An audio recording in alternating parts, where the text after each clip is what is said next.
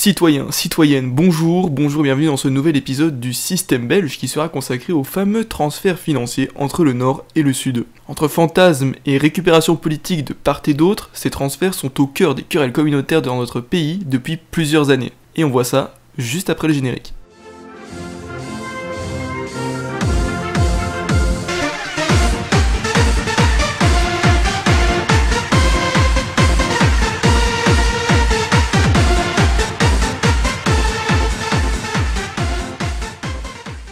Pour commencer, les transferts Nord-Sud, qu'est-ce que c'est ? Eh bien, leur existence découle d'un des principes fondamentaux de l'État, la solidarité. Mais alors concrètement, comment cela se passe-t-il ? Eh bien, chaque ménage contribue via l'impôt auquel sont soumis leurs revenus à un socle de sécurité sociale. Ensuite, via un mécanisme de redistribution, l'argent sera alloué au travers de prestations sociales aux ménages en ayant besoin, et ce, indépendamment de leur région de résidence. Alors au final, peut-on dire que les Flamands payent pour le reste du pays ?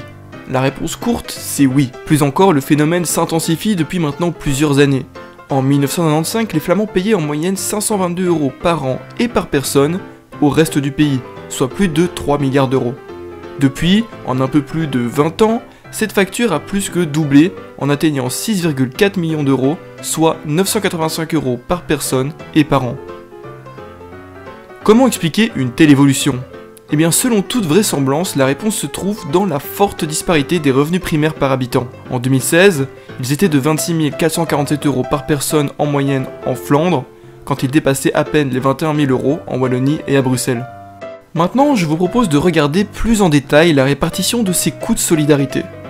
Comme vous le voyez dans ce tableau, les provinces de Hainaut, de Liège, de Limbourg, de Luxembourg, de Namur et de Flandre occidentale ainsi que Bruxelles sont bénéficiaires du mécanisme de répartition.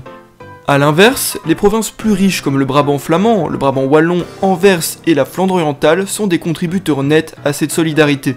Pour conclure cette petite vidéo, il me semble intéressant de finir en rappelant qu'en définitive, avant d'être des transferts nord-sud, les transferts financiers sont avant tout le reflet de la solidarité entre les régions riches et pauvres de notre pays. Elles nous permettent néanmoins de mettre en lumière les disparités de revenus et de développement économique importantes entre la Flandre et le reste du pays, à quelques exceptions près. Et bien voilà qui conclut cette petite vidéo sur les transferts financiers entre le Nord et le Sud. J'espère qu'elle vous aura plu. Si tel est le cas, n'hésitez pas à vous abonner à la chaîne, me suivre sur les réseaux, likez cette vidéo, la partager autour de vous et surtout donnez-moi votre avis dans les commentaires où peut-être nous pourrons discuter, voire même débattre. A très bientôt sur cette chaîne. Merci.